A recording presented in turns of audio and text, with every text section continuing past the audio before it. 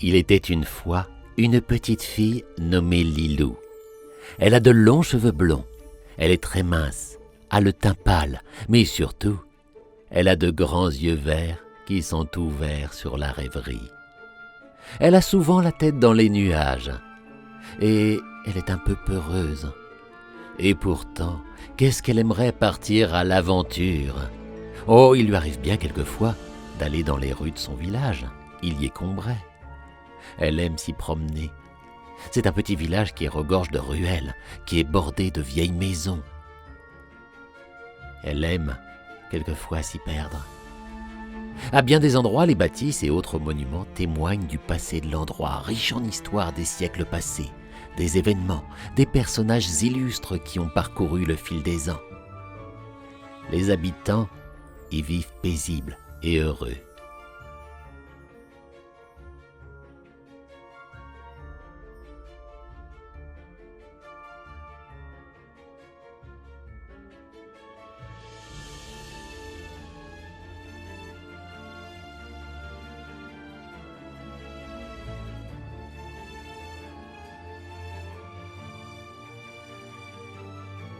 Lilou est toujours accompagnée de son fidèle compagnon, Nutella, un hamster que ses parents lui ont offert pour ses 10 ans.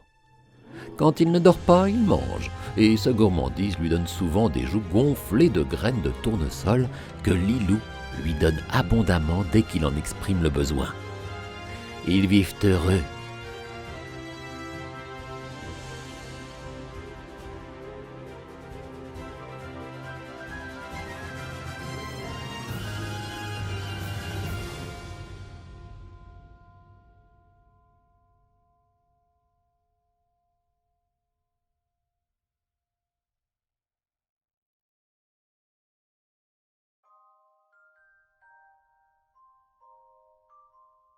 Mais un jour, un sale microbe, sans nom, est venu poser ses valises à Illier-Combray.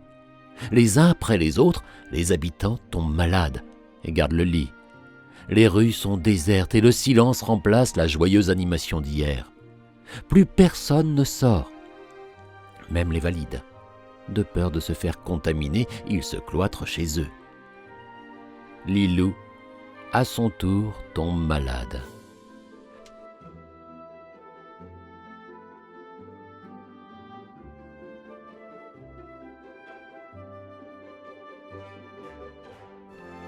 Dans ce village, pas de pharmacie, ni de médecin, non, mais un robot jardinier qui cultive des plantes médicinales et a le secret de guérir. Il fabrique des potions pour tous les petits bobos et les habitants viennent le voir régulièrement. Mais lorsque Lilou va chez lui, pas de robot, mais un mot sur la porte. « Je suis parti me faire resserrer les boulons. Je serai de retour sous peu. Pour les urgences, veuillez vous rendre au château de Villevêque. Merci. » Lilou, même malade, est presque la seule à tenir debout. Elle se dit qu'elle doit alerter le robot jardinier et lui demander de l'aide. Elle rentre chez elle et prévient ses parents qui sont alités. Elle fait son baluchon, craintive mais heureuse. Avant de partir sur les chemins, elle se rend dans un magasin. C'est une vraie caverne d'Ali Baba, une sorte de droguerie, un magasin où l'on trouve de tout, même des choses magiques. Lilou va voir le vendeur et lui explique l'aventure qui l'attend. « Oh, jeune fille, mais bien sûr, je vais certainement te trouver quelque chose. Attends, je reviens tout de suite. » Il va donc fouiller dans sa réserve.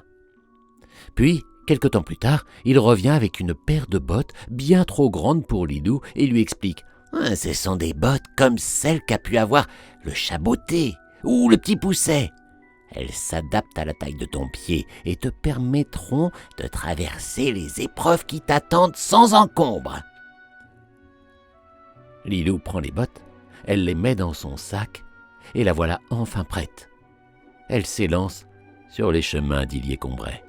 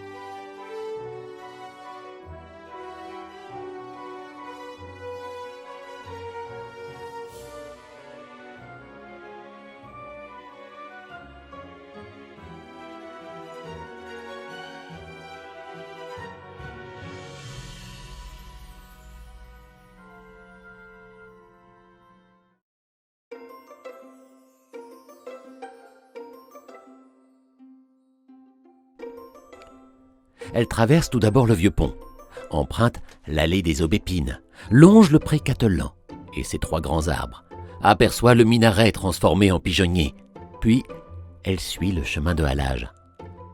Elle se rapproche avec précaution de la rivière le Loir, car elle a une peur bleue de l'eau, elle ne sait pas nager. Cette belle rivière est parsemée de nymphéas, qui forment de drôles de taches vertes qui flottent sur son lit où s'épanouissent leurs magnifiques fleurs. Lilou n'est pas rassurée, mais elle continue à avancer. Soudain, elle entend des clapotis d'eau que l'on remue, de l'eau qui s'agite, puis un chant mélodieux qui semble accompagné d'une crécelle qui s'étouffe. Intriguée, elle se rapproche prudemment et se cache derrière les buissons.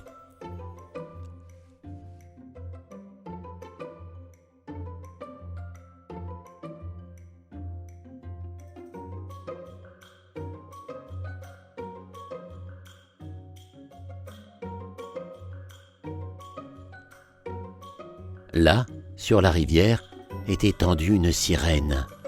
Elle a une longue queue bleu marine et des cheveux noirs ondulés qu'elle est occupée à coiffer pendant qu'elle chante sa douce mélopée. Autour de la barque s'agite un crabe qui chante avec elle d'une voix tout éraillée, ce qu'elle avait pris pour une crécelle, et qui mange goulûment des plantes aquatiques. Lilou est si surprise qu'elle ne peut s'empêcher de pousser un petit « oh » qui attire l'attention de la sirène.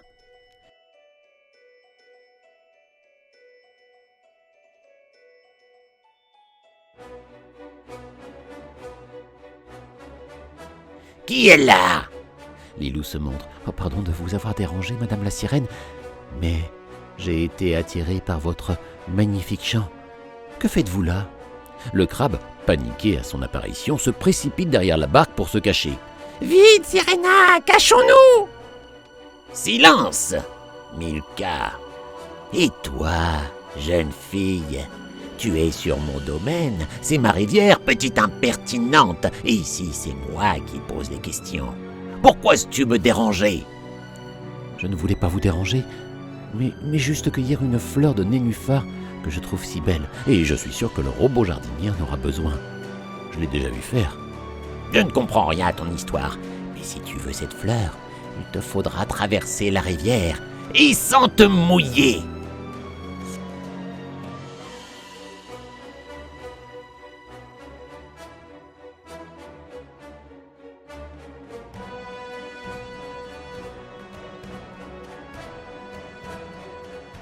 Si tu n'y parviens pas, je te dévorerai. Et tu tombes bien. Il est 12h. Et à 12h, j'ai toujours faim. Lilou est terrorisée. Elle fait les 100 pas sur la berge et réfléchit à la façon de traverser la rivière sans se mouiller. Puis elle se souvient des bottes que lui a données le vendeur du magasin. Il lui a bien dit qu'elles étaient magiques. Elle les prend dans son sac et les met. Elles s'ajustent parfaitement à sa taille, et alors Lilou ferme les yeux et s'élance sur la rivière. Miracle, elle marche sur l'eau. Elle court, et malgré les efforts de Sirena et Milka qui tentent de l'asperger, elle parvient saine et sèche sur l'autre rive. La sirène enrage, mais accepte sa défaite, et en bonne perdante, offre le plus beau nymphéa de toute la rivière à Lilou.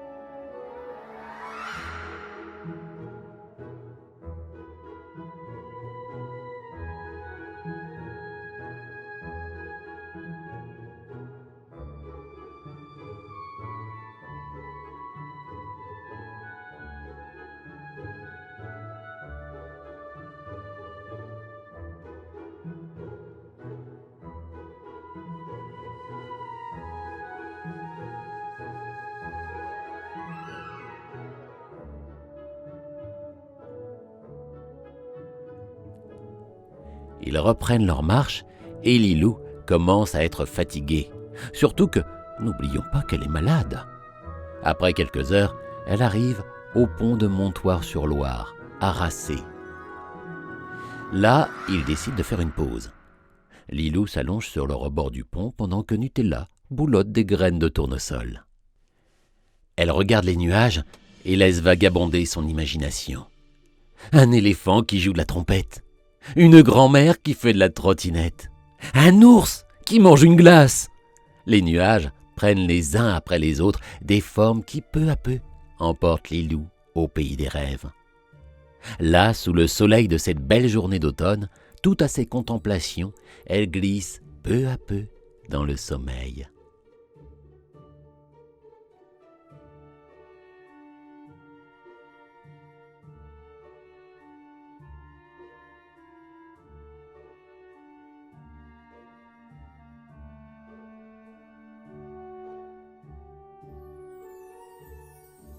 Mais dans sa torpeur, elle fait des cauchemars et s'agite.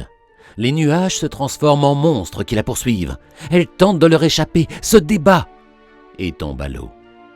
Le contact froid de la rivière la réveille en sursaut.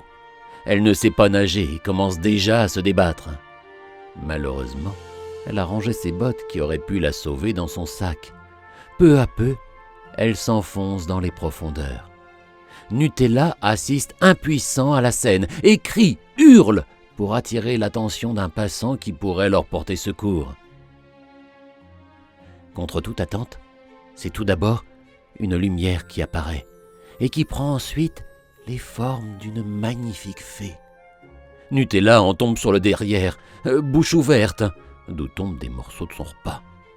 Elle a des ailes transparentes, comme celles d'une libellule, de longs cheveux qui lui descendent jusque dans le bas du dos, un visage souriant, plein de bienveillance.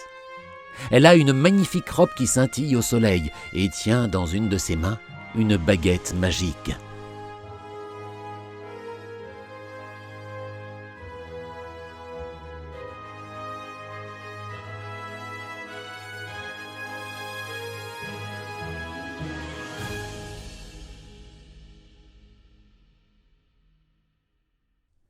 Elle la dirige vers Lilou et l'agite. Aussitôt, Lilou se met à flotter au-dessus de l'eau. Des milliers de gouttelettes sont en suspension autour d'elle et provoquent de magnifiques arcs-en-ciel.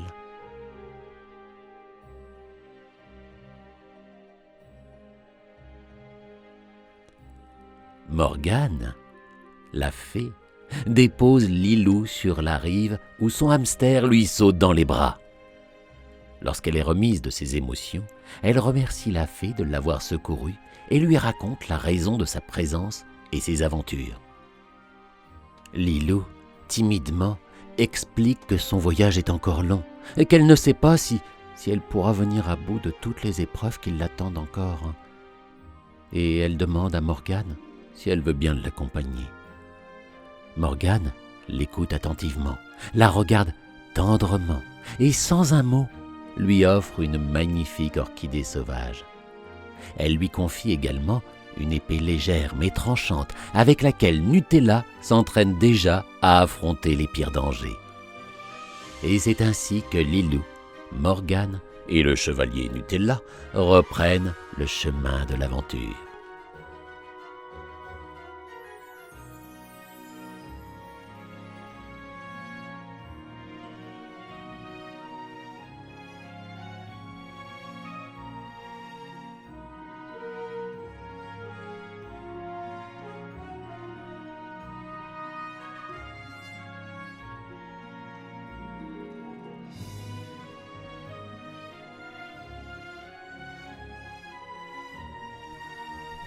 Leur pas les mène à Luché-Pringé, au moulin. La bâtisse est magnifique et ravit le regard des voyageurs.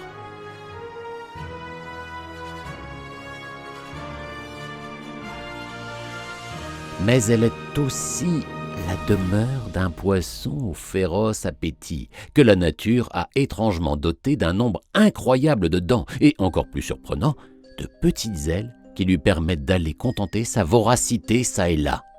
Un piranha volant. Faites qu'il ne sorte pas du conte de fées. Il agite ses ailes à la vitesse d'un colibri, dans un bourdonnement digne d'un gros bourdon. Il est toujours en mouvement et, heureusement, ne peut voler plus de 2 minutes d'affilée. C'est un glouton qui mange tout ce qui se présente devant sa gueule, bien équipé, et n'est jamais rassasié. Tout y passe, et si on devait faire l'inventaire de son estomac, on serait surpris d'y trouver tout ce que les passants font tomber de leur poche. Loin de se douter de la présence de ce terrible habitant, Lilou s'agenouille au bord de la rivière pour s'y désaltérer.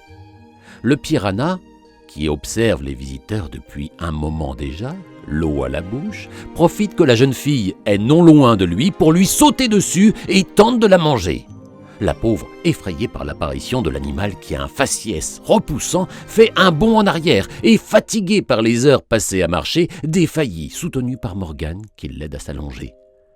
Le poisson ailé, fort de son effet de surprise, revient à la charge pour tenter de mordre à nouveau Lilou.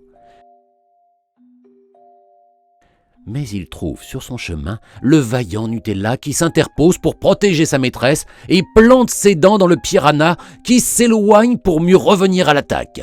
Le hamster a vu sur le bord de l'eau une petite embarcation d'herbes tressées. Il la prend avec lui et lorsque l'assaillant revient vers eux, la lance dans sa direction, ce qui a pour effet de le déstabiliser. Nutella profite alors de son avantage pour saisir l'épée donnée par Morgane et coupe les ailes du poisson qui retombe violemment à l'eau et qui, honteux d'avoir perdu ses attributs, part se cacher sous quelques pierres. Morgane, qui veille sur Lilou, a observé la scène de loin, et lorsqu'elle voit les ailes du piranha retomber, ne peut s'empêcher de les transformer en 2 magnifiques papillons multicolores.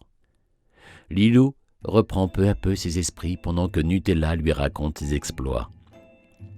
Elle remarque alors quelque chose qui sort de terre. Elle gratte un peu et trouve une brosse qu'elle trouve magnifique. Elle la nettoie précautionneusement et la range dans son sac.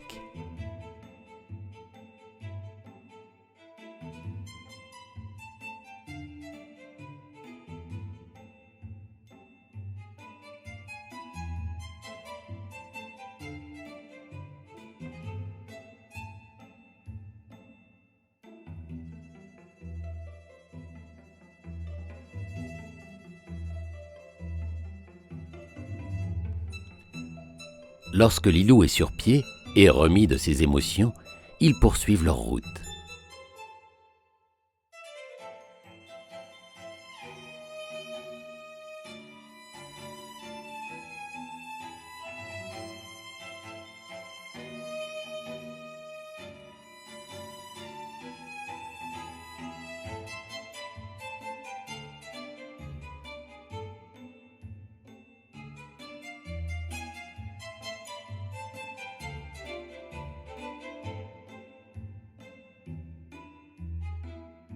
Non loin de Saucelles, ils découvrent les ruines d'une église.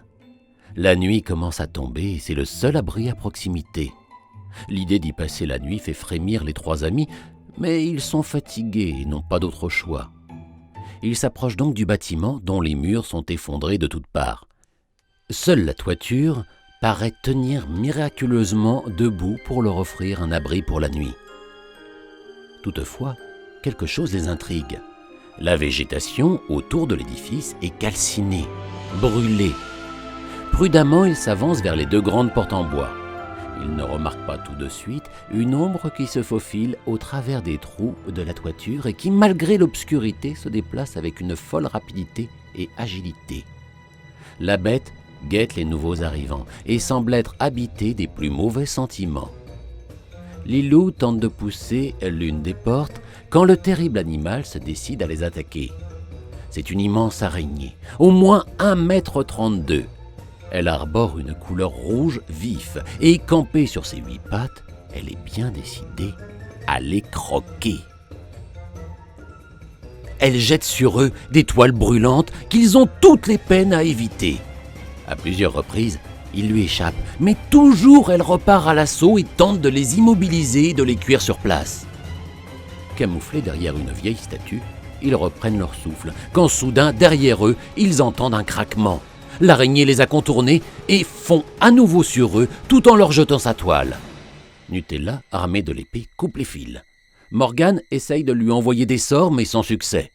Lilou remarque alors que son sac brille et découvre que c'est la brosse qu'elle a trouvée dans la terre qui luit de mille feux. Elle s'en saisit et celle-ci se met alors à projeter des boules lumineuses paralysantes sur l'araignée qui se retrouve immobilisée. Morgane en profite pour l'asperger d'eau et récite des incantations qui ont le pouvoir de faire rétrécir l'araignée. Rétrécir, rétrécir, pour ne plus faire que 1,32 cm. Devenue inoffensive, Lilou la prend dans ses mains et la relâche sur les bords du Loir.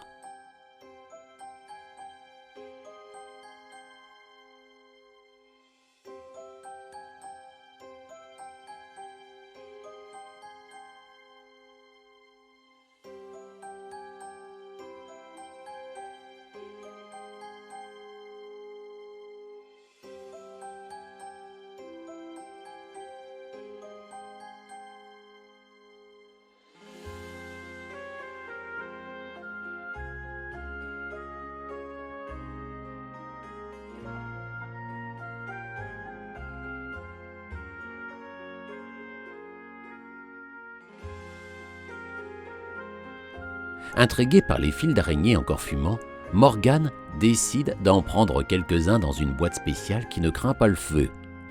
Puis, elle met la boîte dans le sac de Lilou.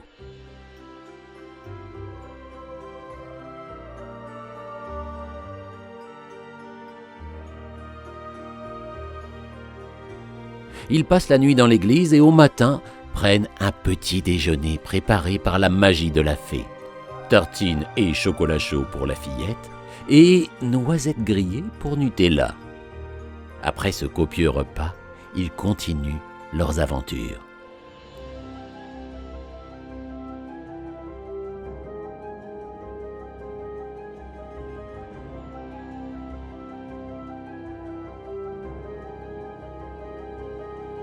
Ils marchent à nouveau longuement et arrivent en vue d'un magnifique château fait de pierres blanches et d'ardoises.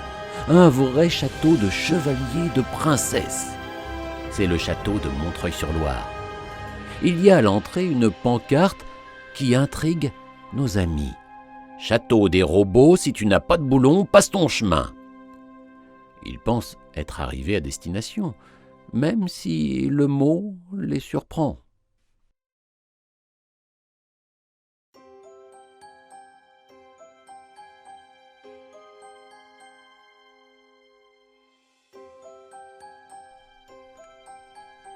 Arrivé devant la porte d'entrée, ils sonnent à une grosse cloche. Mais personne ne vient leur ouvrir. Alors, ils se décident à pousser les lourdes portes et à pénétrer dans le château. Ils entrent dans un grand hall très sombre, qui paraît richement décoré. Prudemment, ils s'avancent. L'air devient soudain frais, comme glacé. Lilou glisse et se retrouve les fesses par terre. Elle s'aperçoit qu'elle est tombée, car le sol est recouvert de neige et de glace qu'ils n'avaient pas vu à cause de l'obscurité. Soudain, des petits cliquetis et des bruits mécaniques se font entendre.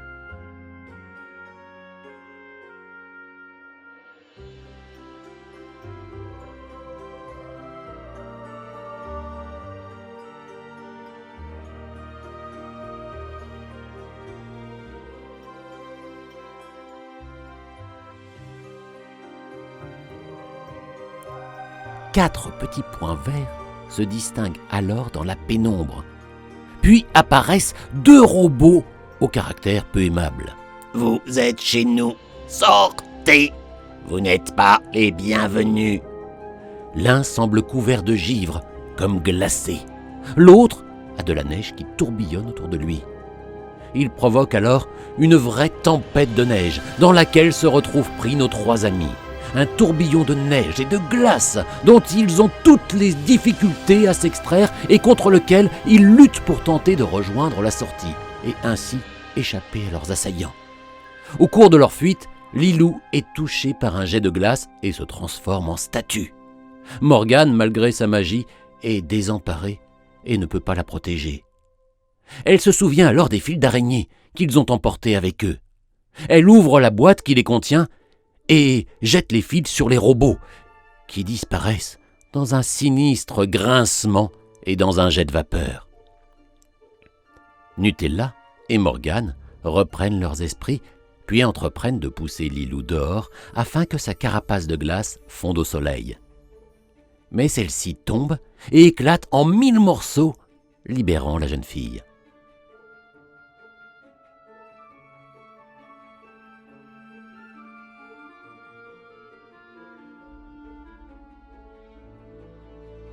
Ils se mettent alors à explorer le château pour voir si le robot jardinier n'y serait pas.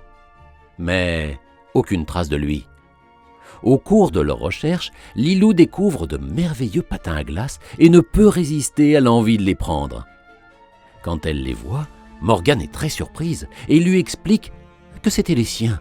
Quand elle était jeune fée, ils avaient disparu et elle se demande bien comment ils sont arrivés ici. Elle explique qu'ils sont magiques. Lilou lui demande ce qu'ils font, ce qu'ils ont de magique. Et Morgane lui demande de venir avec elle sur les bords du Loir et de chausser les patins.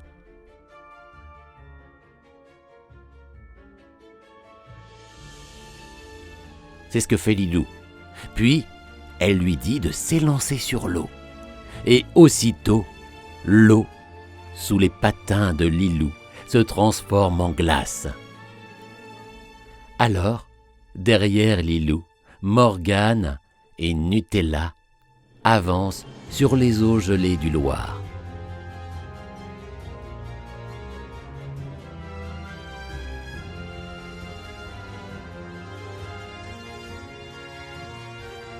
Sur le chemin, il voit des objets briller sur la rive. Il se rapproche et trouve 12 vis en forme de fleurs que Lilou reconnaît comme celles du robot jardinier. Ils sont donc sur le bon chemin. Alors il récupère les vis et continue. Ils arrivent en vue du moulin de Mateflon, à Sèche sur le Loir.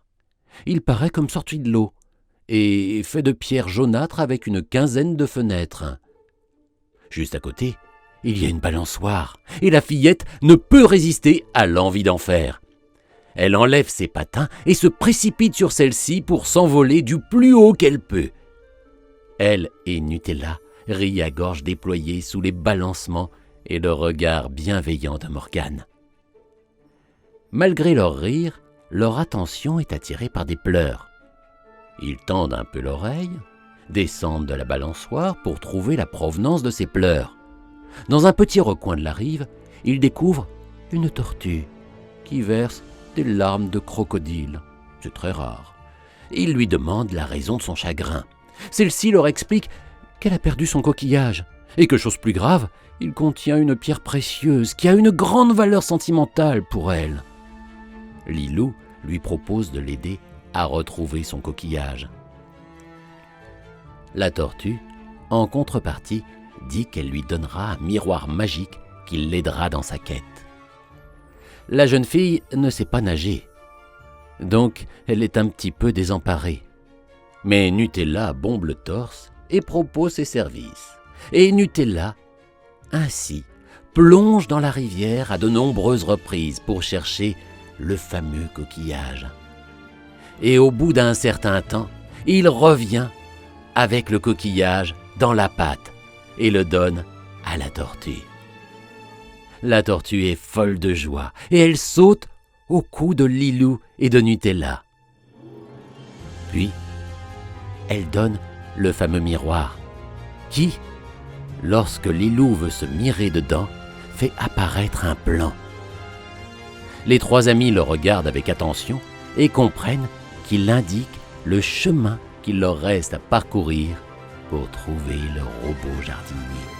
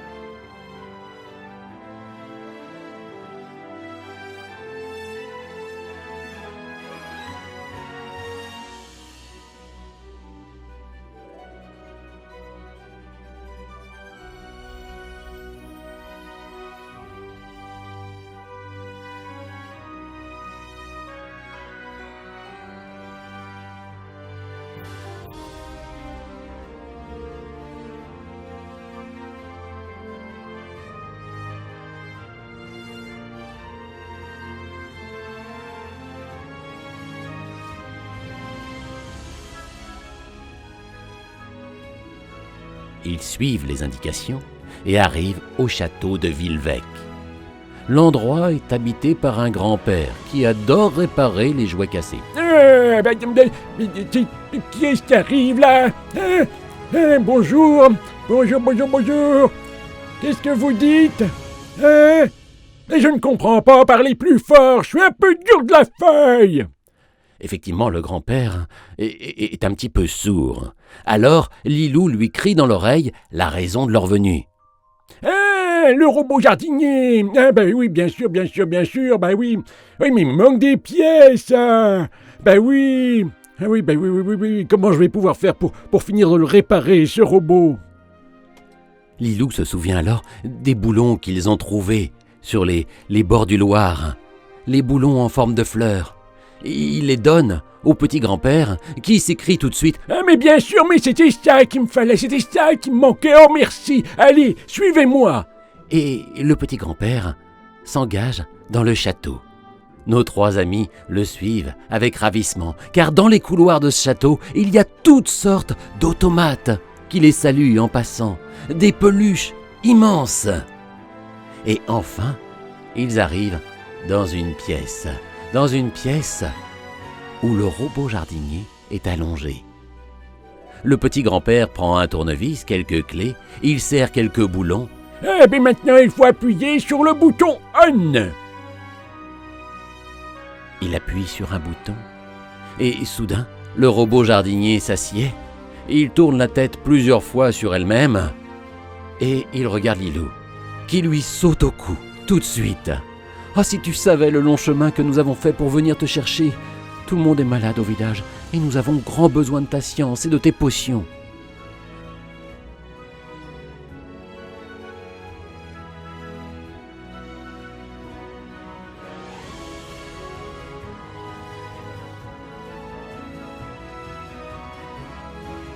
Lilou lui donne alors les différents ingrédients qu'elle a trouvés sur sa route et qu'elle pense pouvoir lui servir. « Je suis malade également, et c'est bien péniblement que je suis arrivé jusqu'à toi. Heureusement qu'il y avait Morgane et Nutella. Sans eux... » Le robot fait quelques bips et quelques craquements, puis finit par dire « Ne traînons pas, j'ai de la potion à préparer. »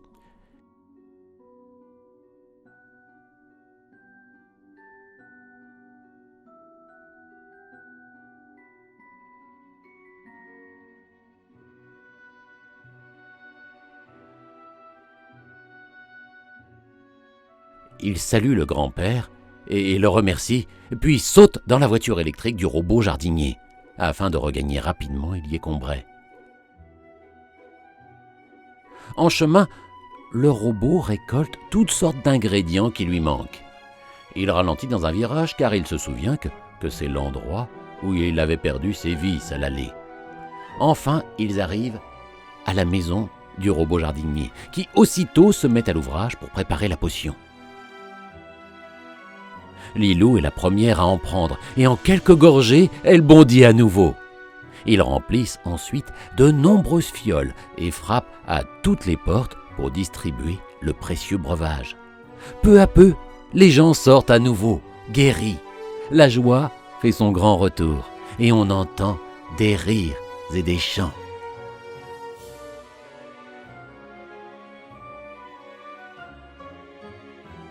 Une grande fête est organisée afin de remercier le robot jardinier. On danse jusqu'au petit matin et on organise de magnifiques surprises. Alors, voilà, c'est la fin de votre conte, les enfants. J'espère que ce que nous en avons fait vous a plu. Nous vous souhaitons une belle fin d'année scolaire et nous vous disons à bientôt.